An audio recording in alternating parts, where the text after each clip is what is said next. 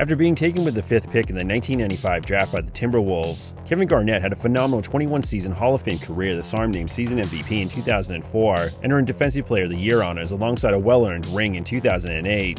Despite his numerous impressive on-court performances, Garnett was just as well known for his personality as he was for his highlights, as he was notorious for his intensity, focus, and complete lack of restraint. Given that he'd always had such a complicated and intense personality, it was assumed that, upon retiring as a player, Garnett would rejoin the team that drafted him as a member of the coaching staff. Rather, Garnett was emphatic that that was not going to happen. A coach? Yeah. Hell no. Instead, after spending most of his career under a media magnifying glass, Garnett just wanted to step away from the public consciousness and focus on his family, specifically his kids. Basically, after all the time and energy he'd given to basketball, now he just wanted to do nothing. However, despite his claims that he just wanted to finally relax, former teammate Paul Pierce had his doubts.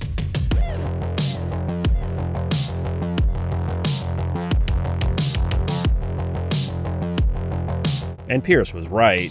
Shortly after retiring, Garnett found himself irritable and started listening to opportunities he might not have given consideration to in the past. Namely, despite his volatile relationship with the media throughout his career, he started considering opportunities to become a member of the media himself, which would indeed happen, but only under his terms. When you want to use some different type of language and you don't want everybody to hear it, you... NBA champs. Come on!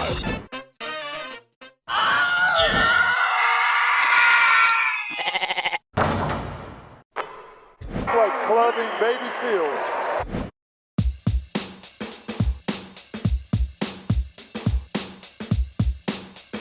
Soon after Garnett's official retirement in September 2016, TNT approached him to work with them in some capacity. From the outside, the idea of Garnett going into the media seemed incredibly odd.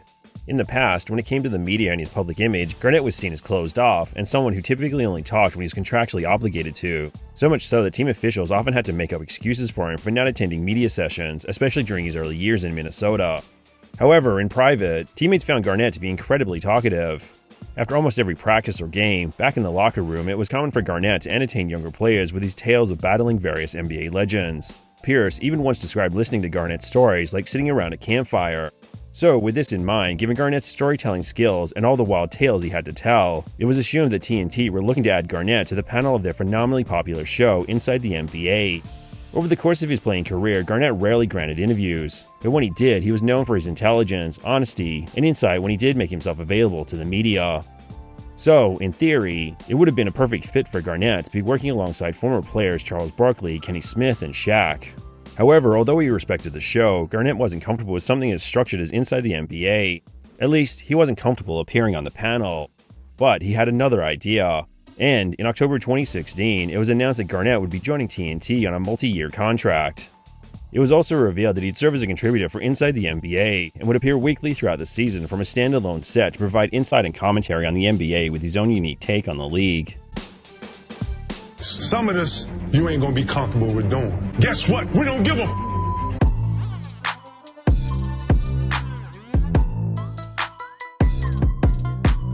Willingly or not, Garnett gave numerous interviews over the course of his career. Arguably, the most notable took place in 2005 when the former Georgetown coach John Thompson sat down with him for a deep, introspective conversation. A legendary coach having this kind of conversation with a young player is common, but it was unusual for cameras to capture the moment, especially for someone so guarded as Garnett. On the court, Garnett was known for his energy and intensity, but away from the court, he was always cautious about revealing too much of his true self to anyone outside of his friends and family. Leading up to the interview, the Wolves had reached the conference finals for the 03-04 season after 7 straight first-round defeats. But for the 04-05 season, the Wolves dramatically regressed.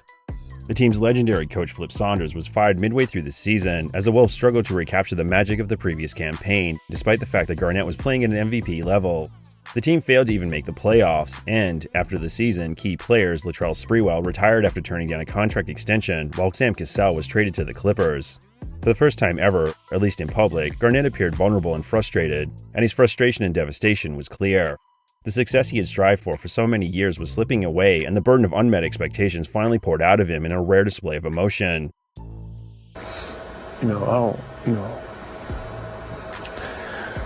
These are tears of pain.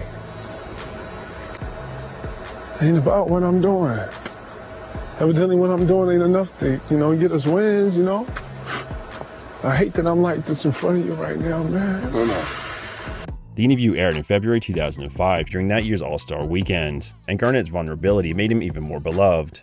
But it was a rare display of emotion that would remain rare, as Garnett then closed himself back off from the public for the rest of his playing career. I don't really like showing emotion, man, because it exposes you. That is, until Area 21. Effectively, the segment was Garnett's barbershop, an unpolished medium where he could dress in just jeans and a hoodie, but still retain his authority in the basketball world. His intention was to create a relaxed atmosphere where he could have raw, unfiltered conversations about basketball with other athletes. The artist, yeah, the glove, we in here. That's right. All day. Garnett quickly established himself as an on-screen personality, but Area 21 wouldn't truly become a landmark piece of media until he and his former Celtics teammates broke the internet with an unofficial reunion. Let's just go ahead and address this. Everybody's asking us. We getting the comments coming on Twitter.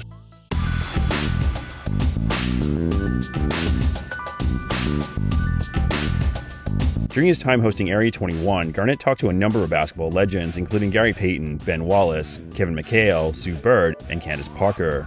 But it was in May 2017 when Area 21 had its crowning moment when it featured the unofficial gathering of Boston's latest NBA champions. The moment included the star players, the 2008 MVP Pierce and Rajon Rondo, along with key players of the championship team, Kendrick Perkins, Sam Cassell, and Glenn Davis. However, Hall of Famer Ray Allen was noticeably absent.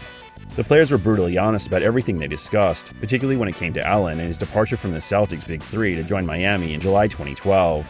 Throughout the 07-08 season, the team had devoted themselves to being a brotherhood above all else, so Allen's departure was seen as an act of betrayal.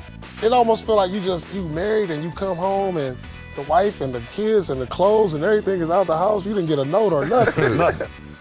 Ultimately, addressing such controversies and uncomfortable issues was exactly the reason Area 21 was produced. The edited footage of the Allen discussion that was released lasted less than 7 minutes, but clips of it quickly went viral as Garnett presided over a revealing and intimate conversation, the likes of which he never would make public as a player. It was this moment where Area 21 became something special, as Garnett leveraged his standing in the NBA community to underscore the fact that Area 21 would be a segment that's all about getting to the bottom of basketball feuds, explaining strange moments, and analyzing controversies. Referee headbutts a player. Your thoughts on this, man? Okay. You're not going to get fined right now? Absolutely.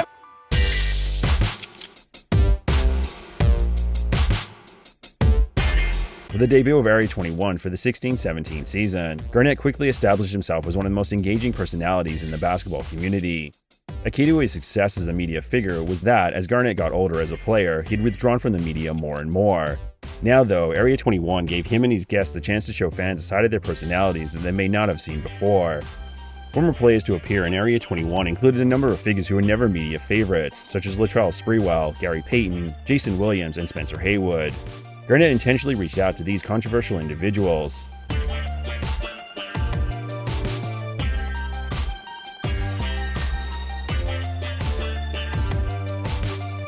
And the combination of Garnett's distinct personality, the intriguing guest appearances, and the very nature of the segment itself seemed like a recipe for success.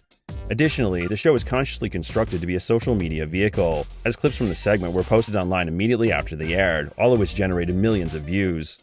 So, by the end of the 18-19 season, it seemed like the show could and would go on for many years to come, until Garnett simply decided to pull the plug and do something else. Rather, that decision would be made for him, long before he ever expected it. In August 2019, it was revealed that TNT would drop Area 21 for the next season.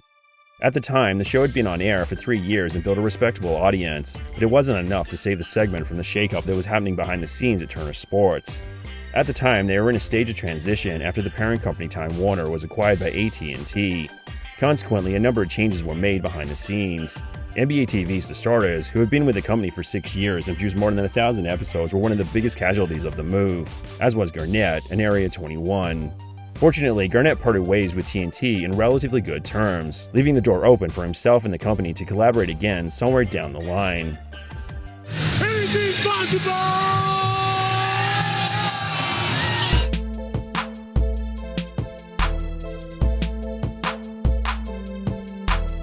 After seeing Area 21, it was universally agreed that Garnett had the unique charisma that meant he should absolutely be a member of the media in some form or another, even if his style could be polarizing. She threw a drink on that motherfucker. Where was the cuss button when you knew that? Then, in June 2021, Pierce tweeted a poll out to his fans asking if they'd be interested in a Truth and Ticket podcast featuring himself and Garnett.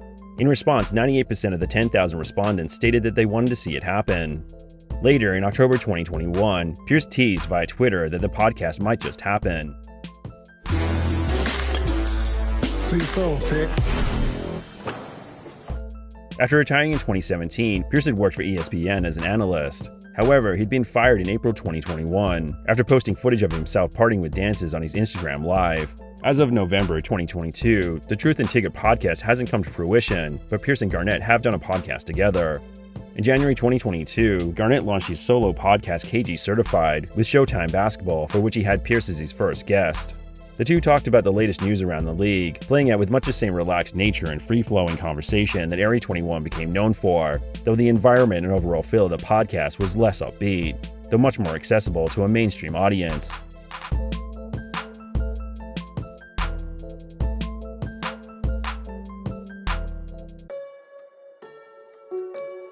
For years, TNT's NBA coverage has been known for and characterized by Inside the NBA, a stock-standard studio show that gained fame due to its iconic personalities. Conversely, with Area 21, Garnett infiltrated the media with a completely unique take on the athlete-turned-analyst trope. Much like Garnett himself when he was on the court, the show was an embodiment of controlled mayhem, as it provided viewers with a kind of irreverent, off-the-wall conversation that happens when friends get together to watch sports and have fun. This just happened to be taking place on screen with a Hall of Fame player, as he provided in-depth analysis based on his wealth of knowledge and experience with basketball. More than simply a segment, Area 21 was a show within a show that took an unfiltered approach to analyzing the league like never before. Ultimately, the objective of Area 21 was to straddle the line between pop culture and sport, and Garnett was the perfect spokesperson for both those mediums, as he offered fans a unique take on league news, games, and rumors from the perspective of a high-profile player. Unfortunately, despite his decorated career as a player, Garnett failed to replicate his success on the court in the field of broadcasting, but not through any fault of his own. Rather, much like his time in Minnesota, he was just a victim of circumstance. Damn. If nothing else, Garnett proved that, despite his volatile relationship with the media during his playing days, he is well and truly a media personality in his retirement, with numerous opportunities before him in the field of commentary. Although the idea of Garnett dressing up in a suit and sitting at a desk seems counterintuitive to his personality, and it was one of the main reasons he created his own segment rather than join an established show, Inside the NBA does still seem like it's one of the best places he could go from here. And fans aren't the only ones who'd love to see that happen someday.